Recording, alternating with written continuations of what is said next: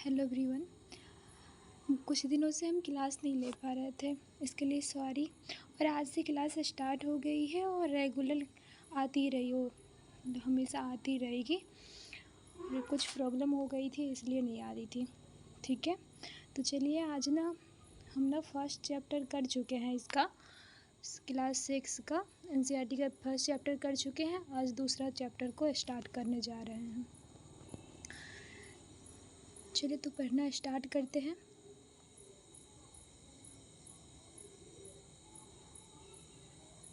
पिछले अध्याय में आप पढ़ चुके हैं कि हमारी पृथ्वी गोल नहीं है। यह उत्तर एवं दक्षिण ध्रुवों पर थोड़ी सी चिपटी तथा मध्य में थोड़ी सी उभरी हुई है। अब लोग जानते हैं कि जो पृथ्वी है वो पूरी तरह से गोल नहीं है, ये अपने ध्रुव पर थोड़ी सी चपटी हुई है दोनों तरफ से, ठीक है। आगे बढ़ते हैं। क्या आप कल्पना कर सकते हैं कि यह कैसी दिखती है? इस संबंध में जानकारी प्राप्त करने के लिए आप अपनी कक्षा में सावधानीपूर्वक ग्लोब को देखिए।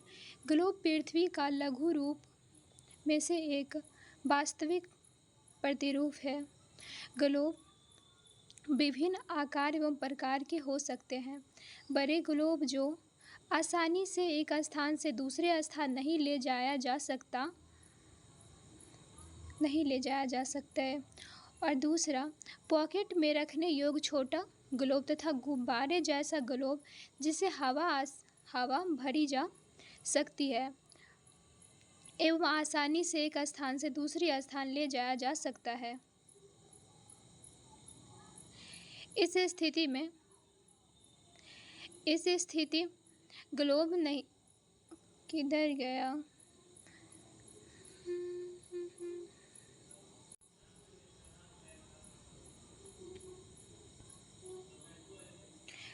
ग्लोब स्थित नहीं होते हैं। इसी प्रकार घुमाया जा सकता है जैसे कुम्हार का पहिया या लट्टू घूमता है। ग्लोब पर देश, महाद्वीपों तथा महासागरों को उसके सही आकार में दिखाया जाता है। आगे बढ़ते हैं। पृथ्वी के समान किसी गोले पर किसी बिंदु की स्थिति का वर्णन करना कठिन है। अब प्रश्न यह उठता है कि इस पर किसी स्थान का स्थिति कैसे बनाई जा सकती है। इसके लिए हमें कुछ बिंदुओं एवं रेखाओं के संदर्भ की आवश्यकता होती है। आप देखेंगे कि एक सुई ग्लोब में झुकी हुई अवस्था में स्थित होती है। आप लोग देखे होंगे ग्लोब को, जो ऐसे होता है और ये यहाँ से झुकी हुई होती है, ठीक है। इसी के बारे में बता रहे, झुकी हुई स्थिति में होते हैं जिसे अक्ष कहा जाता है, ओके, अक्ष कहा जाता है। ग्लोब पर वे दो बिंदु जिसे होकर सुई गुजरती है उत्तर तथा दक्षिण ध्रुव है। ये उत्तर और ये दक्षिण ध्रुव है, ओके, दक्षिण ध्रुव है। ग्लोब को इस सुई को चारों और पृथ्वी की भांति पश्चिम से पूरब की ओर घुमाया जा सकता है। लेकिन याद रखें कि इन दोनों में एक अंतर है। पृथ्वी पर वास्तव में ऐसा कोई सुई नहीं होती है। पृथ्वी में ऐसा कोई सुई नहीं है। आप अपने अक्ष पर चारों ओर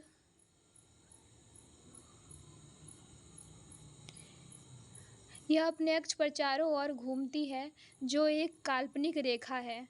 एक अन्य काल्पनिक रेखा भी ग्लोब को दो बराबर भाग में बांटती है। आगे बढ़ते हैं। इसे विषुवत रेखा कहते हैं। जो एक अन्य रेखा है जो पृथ्वी को दो बराबर भाग में बांटती है, उसे विषुवत रेखा कहा जाता है। पृथ्वी के उत्तर में स्थित आधे भाग को उत्तरी ग्लोब तथा दक्षिण में स्थित आधे भाग को दक्षिणी ग्लोब कहा जाता है। ये दोनों बराबर के आधे भाग होते हैं। इस प्रकार विषुवत वृत्त पृथ्वी पर एक एक काल्पनिक वृत्त बनाती है। यह यह पृथ्वी पर विभिन्न स्थानों पर स्थित बनाने का सबसे महत्वपूर्ण संदर्भ बिंदु है। विषुवत वृत्त से ध्रुवों की स्थिति सभी समांतर वृत्तों को अक्षांशीय समांतर रेखा कहा जाता है। अक्षांशों को अंश के में मापा जाता है। अक्षांश जो होता है उसे अंश में मापा जाता है। विषुवत वृत्त शून्य अंश अक्षांश को दर्शाती है। चूंकि विषुवत वृत्त के दोनों तरफ ध्रुवों के बीच की दूरी पृथ्वी के चारों ओर से वृत्त का 1/4 है, अतः इसका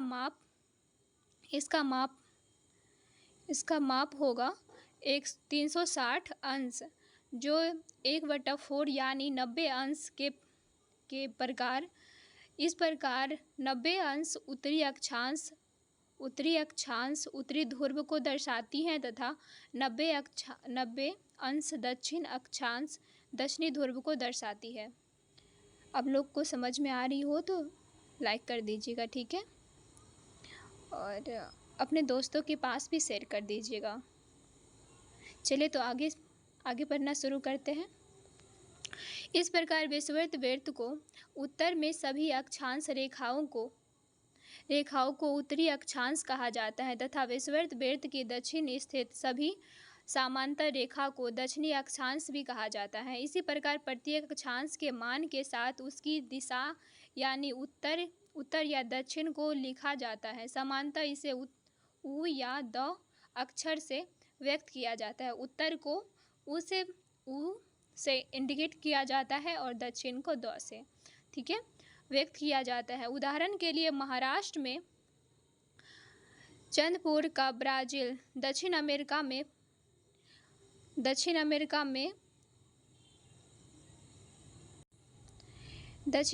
में बेलो हेरिजेट दोनों एक ही अक्षांश 20 अंश पर स्थित है, लेकिन चंद्रपुर विषुवत वृत्त के 20 अंश उत्तर में एवं बेलो हेरिजेट विषुवत वृत्त के 20 अंश दक्षिण में स्थित है।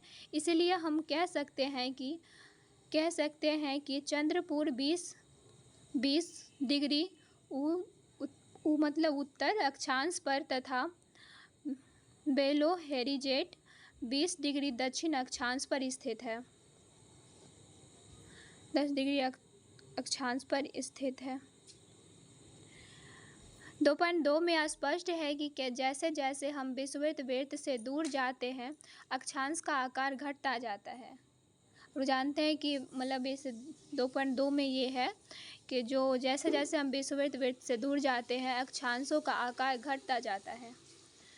और आगे बढ़ते हैं। महत्वपूर्ण अक्षांश समांतर रेखाएं। विषुवत वृत्त 0 डिग्री उत्तर ध्रुव और 90 डिग्री उत्तर तथा दक्षिण ध्रुव 90 डिग्री दक्षिण मतलब दक्षिण में स्थित चारों महत्वपूर्ण अक्षांश समांतर रेखाएं और भी है। ये है आगे है।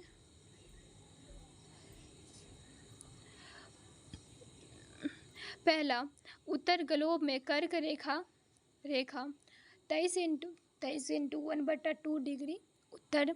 दूसरा है दक्षिण ग्लोब में मकर रेखा 23x1/2 दक्षिण। तीसरा है विषुवत वृत्त के 66x1/2 उत्तर में उत्तर ध्रुव वृत्त। चौथा है विषुवत रेखा के 66x1/2 डिग्री दक्षिण में दक्षिण ध्रुव वृत्त है। आगे बढ़ते हैं। अब लोग को वीडियो पसंद आ रही होगी तो सब्सक्राइब कर दीजिएगा। आगे बढ़ते हैं। पृथ्वी के ताप कटिबंध। कर्क रेखा एवं मकर रेखा के बीच के सभी अक्षांशों पर सूर्य वर्ष में एक बार दोपहर में सिर के ठीक ऊपर होता है। इसीलिए इस क्षेत्र में सबसे अधिक ऊष्मा प्राप्त होती है तथा इसे उष्णकटिबंधीय कहा जाता है। उष्णकटिबंधीय कहा जाता है क्योंकि दोपहर में सिर के ऊपर होता है सूर्य, इसलिए ज़्यादा गर्मी होती है क्योंकि मकर मकर रेखा गुजरने के कारण गर्मी बढ़ जाती है। आगे बढ़ते हैं। कर्क रेखा तथा मकर रेखा के बाद किसी भी अक्षांश पर दोपहर का सूर्य कभी भी सिर के ऊपर नहीं होता। ध्रुव की तरफ सूर्य की किरणें तिरछी होती जाती है। इस प्रकार उत्तरी गोलार्ध में कर्क रेखा एवं उत्तर ध्रुववृत्त तथा दक्षिण गोलार्ध में मकर रेखा एवं दक्षिण ध्रुववृत्त के बीच वाले क्षेत्रों का तापमान मध्यम रहता है, इसलिए इसे शीतोष्णकटिबंधीय कहा जाता है। आप लोग समझे, शीतोष्णकटिबंधीय कहा जाता है क्योंकि कर्क रेखा और मकर रेखा के में ही सूर्य जो होता है सिर के ठीक ऊपर होता है, और उसके बाद ना सूर्य सिर के ऊपर नहीं होता है, बल्कि वो हल्की हल्की तिरछी होती जाती है, जिस मौसम को शीतोष्णकटिबंधीय कहते हैं, जिसे शीतोष्णकटिबंधीय कहा जाता है। आगे बढ़ते हैं।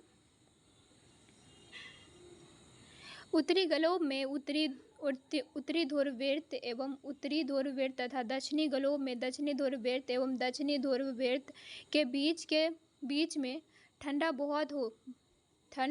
बहुत होती है क्योंकि यहाँ सूर्य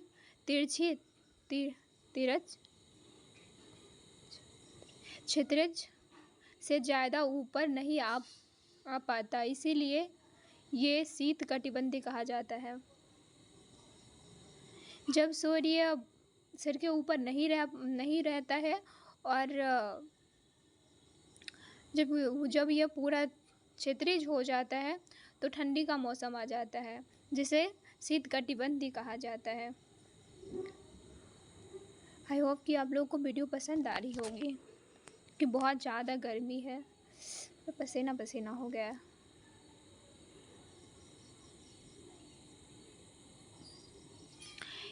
किसी स्थान की स्थिति को बताने के लिए उस स्थान के अक्षांश के अतिरिक्त कुछ और जानकारी की आवश्यकता भी होती है। आप देख सकते हैं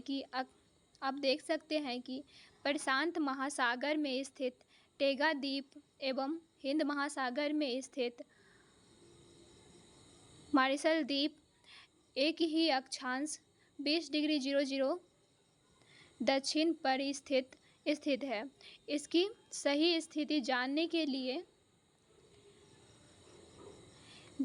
लिए यह पता करना होगा कि उत्तर ध्रुव को दक्षिण ध्रुव से जोड़ने वाले संदर्भ की रेखा से पूरब या पश्चिम की ओर इन स्थानों की दूरी कितनी है।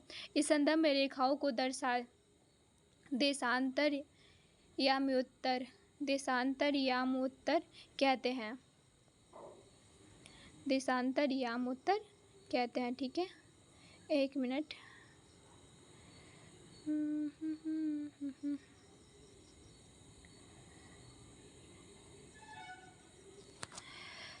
तथा इसके बीच की दूरी देशांतर को अंशों में मापा जाता है। प्रत्येक अंश को मिनट में तथा मिनट को सेकंड में विभाजित किया जाता है। ये अर्धवृत्त है तथा इसके बीच की दूरी ध्रुवों की तरफ बढ़ने पर घटती जाती है एवं ध्रुवों पर शून्य हो जाती है, जहाँ सभी देशांतरयामोत्तर आपस में मिलती है। ओके, आगे बढ़ते हैं। अक्षांश समांतर रेखाएं से भिन्न सभी देशांतरयामोत्तर की लंबाई सामान्य होती है, इसलिए इन्हें सिर्फ मुख्य संख्याओं में व्यक्त करना कठिन था। तब सभी देश ने निश्चित किया कि ग्रीनिच यहाँ ब्रिटिश राजकीय वेधशाला स्थित है। ये गुजरने वाली यामोत्तर से पूरब और पश्चिम की ओर गिनती शुरू की जाए। इस यामोत्तर को प्रमुख यामोत्तर कहते हैं। इसका मान 0 डिग्री देशांतर है। यह तथा यहाँ से हम 180 डिग्री पूरब या 180 डिग्री पश्चिम तक गणना करते हैं। प्रमुख यामोत्तर तथा 180 डिग्री यामोत्तर मिलकर पृथ्वी को दो सामान्य भाग पूर्वी गोलार्ध तथा पश्चिमी गोलार्ध में विभाजित करता है।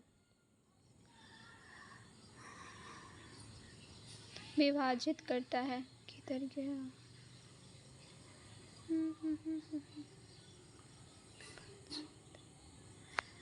विभाजित करती है। इसलिए किसी स्थान के देशांतर के आगे पूर्व के लिए अक्षर पूर्व पू और पश्चिम के लिए अक्षर प का प्रयोग करते हैं।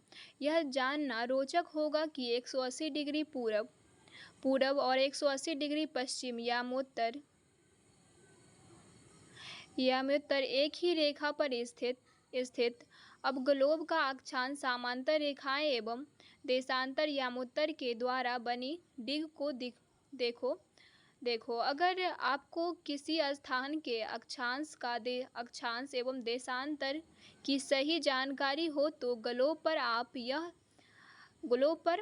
आप उस स्थान का पता आसानी से लगा सकते हैं। उदाहरण के लिए असम में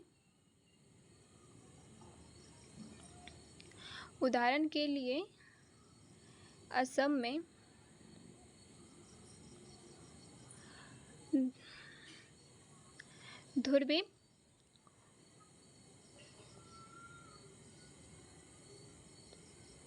26 डिग्री उत्तर अक्षांश एवं 90 डिग्री पूर्वी देशांतर में स्थित है। अब उस बिंदु को देखें जहां से दोनों रेखाएं एक दूसरे को काटती हैं। यह बिंदु घुवरी की सही स्थिति होगा। इसको समझने के लिए कागज पर समान दूरी वाली क्षैतिज तथा ऊर्ध्वाधर रेखाएं खींचिए। चित्र 2.7 ऊर्ध्वाधर रेखा को संख्या 1 2 3 और 4 तथा क्षैतिज रेखाओं को क ख ग घ र अक्षरों से व्यक्त करें। जिन बिंदुओं को ये ऊर्ध्वाधर रेखा क्षैतिज रेखाएं एक दूसरे को काटती है वहां कुछ छोटे वृत्त खींचिए। इन छोटे वृत्तों को अ, ब, स, द तथा ध नामों से व्यक्त कीजिए।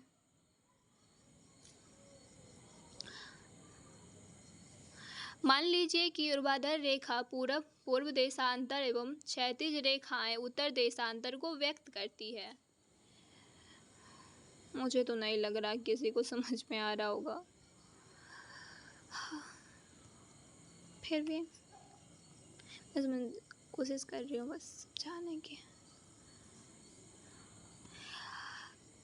अब आप देखेंगे कि वृत्त अ ख उत्तरी अक्षांश तथा पहला 1 डिग्री पूरब देशांतर में स्थित है।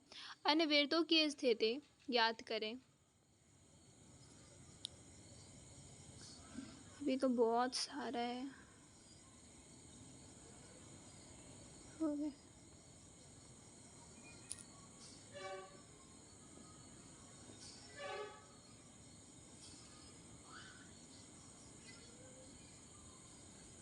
बस हो रहा, बाकी इसे भी कर लेते हैं, ठीक है।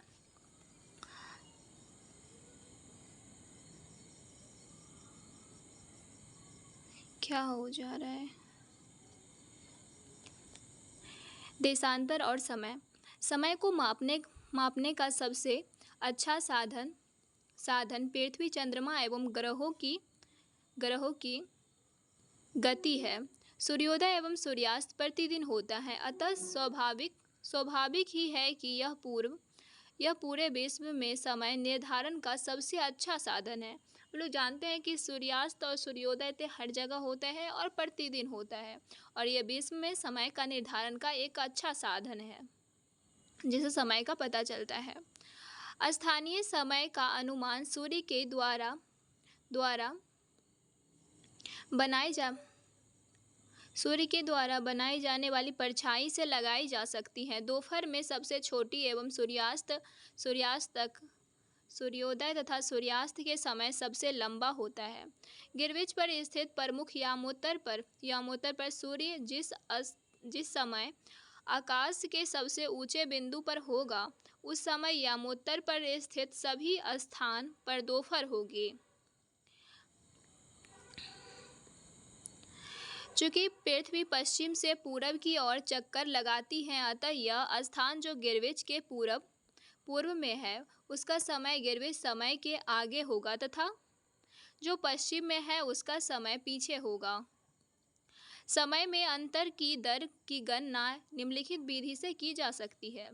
पृथ्वी लगभग 24 घंटे में अपने अक्ष पर 360 डिग्री घूम जाती है, अर्थात यह एक घंटा में 15 डिग्री एवं 4 मिनट में 1 डिग्री घूमती है।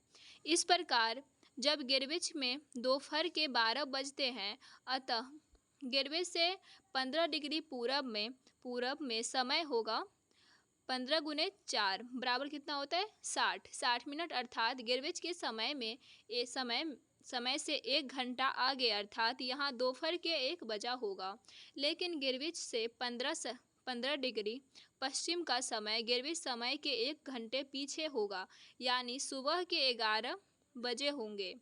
इस प्रकार जब गिरविच पर दोपहर के 12 बजे होंगे, उस समय 180 डिग्री का मध्य रात्रि होगा। 180 डिग्री का मध्य रात्रि होगा। आगे बढ़ते हैं। किसी भी स्थान पर जब सूर्य अपने आकाश में अपने उच्चतम बिंदु पर होता है, दोपहर में उस समय घड़ी में दिन के 12 बजते हैं। इस प्रकार घड़ी के द्वारा दिखाई गई समय उस स्थान का स्थानीय समय होगा। अब देख सकते हैं कि दिए गए देशांतर यामोत्तर सभी स्थानों का स्थानीय समय सामान्य है। आगे है अगला टॉपिक है, हम मानक समय क्यों मानते हैं, इस पे चर्चा करना है। चलिए करते हैं। अगर अलग अलग यामोत्तर पर स्थित स्थानों को स्थानीय समय में अंतर होता है। उदाहरण के लिए बहुत से देशांतर से होकर गुजरने वाली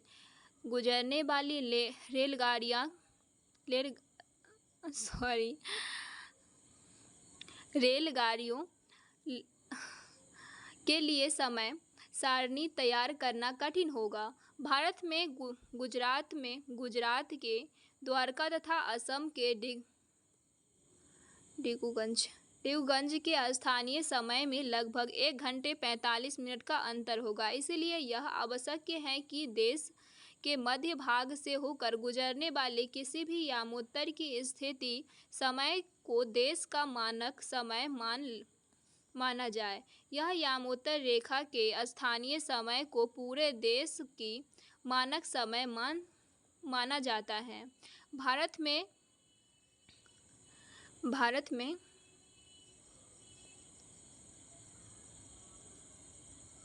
82 इंटू 1/2 पूरब एवं 82 डिग्री 30 पूरब का मानक यामोत्तर माना गया है।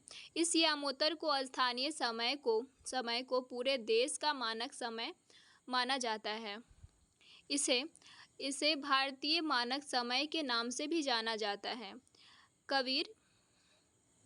करीब भोपाल के निकट एक छोटे से नगर में रहता है। कबीर भोपाल के एक छोटे से नगर में रहता है। वह अपने मित्र आलोक को कहता है कि वे लोग आज रात्रि में नहीं सो पाएंगे। भारत एवं इंग्लैंड के बीच एक क्रिकेट मैच लंदन में 2 बजे मतलब 2 बजे दोपहर को शुरू होगा, अर्थात भारत के समय अनुसार मैच शाम के 7:30 बजे शुरू होगा तथा देर रात्रि को समाप्त होगा। क्या आप जानते हैं कि भारत एवं इंग्लैंड के बीच समय में क्या अंतर है? चलिए नहीं जानते हैं तो हम बता रहे हैं, ठीक है। अब लोग अच्छे से समझिएगा। भारत ग्रीनिच के पूरब 82 डिग्री 30 पूरब में स्थित है। यहाँ का समय ग्रीनिच समय के 5 घंटे 30 मिनट आगे है। इसलिए जब लंदन में दोपहर 2 बजे होंगे तब भारत में शाम के 7:30 बजे होंगे। कुछ देशों में देशांतर विस्तार अधिक होता है, जिसके कारण वहाँ एक से अधिक मानक समय अपनाए गए हैं। उदाहरण के लिए रूस में 11 मानक समयों को अपनाया गया है। पृथ्वी को एक घंटे वाला 24 समय क्षेत्रों में बांटा गया है। इस प्रकार प्रत्येक समय क्षेत्र को 45 डिग्री देशांतर तक के क्षेत्र को घेरता है।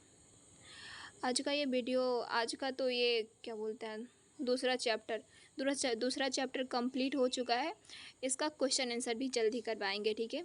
आप लोग को वीडियो पसंद आई हो तो लाइक शेयर एंड सब्सक्राइब कर दीजिएगा और अपने दोस्तों के पास भी ज़रूर शेयर कर दीजिएगा, क्योंकि बहुत दिन से हम वीडियो नहीं बना पा रहे थे, क्योंकि कोई ऐसे थोड़ी सी प्रॉब्लम हो गई थी, ठीक है। Thank you so much and bye bye.